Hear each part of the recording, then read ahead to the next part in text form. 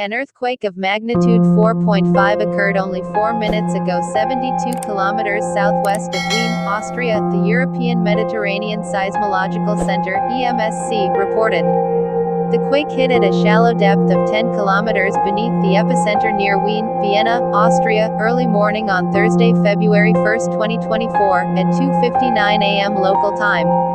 The exact magnitude, epicenter, and depth of the quake might be revised within the next few hours or minutes as seismologists review data and refine their calculations, or as other agencies issue their report.